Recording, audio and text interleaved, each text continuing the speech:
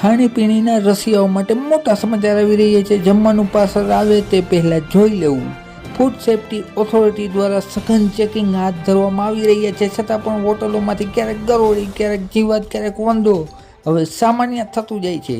ત્યારે એક મોટા સમાચાર આવી રહ્યા છે। જમવાના પાર્સલમાંથી નીકળ્યો સાપ। બાપ રે બાપ, કઈ જગ્યાએ થયું આવું મોટું પાપ? જો પૂરો વિડીયો।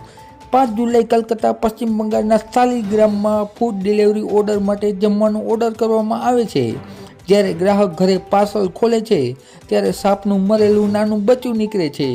ઘરના બધા ડરના માર્યા હોટલને જાણ કરે છે। મોટી કાર્યવાહીના અંતે જાણવા મળે છે કે હોટલનું રસોડું હોટલની પાછળના ભાગમાં હતું। વરસાદી સિઝનના હિસાબે જીવજંતુ રસોઈની વાનગીમાં પ્રવેશે છે, જેના હિસાબે ખાવામાં સાપ આવી જાય છે। આવી ચોંકાવનારી ઘટના બની અને આખા કોલકાતા શહેરમાં ભયનો માહોલ ફેલાઈ ગયો। ઓનલાઈન જમવાનું મંગાવતા સામે લાલબત્તી સમાન કિસ્સો।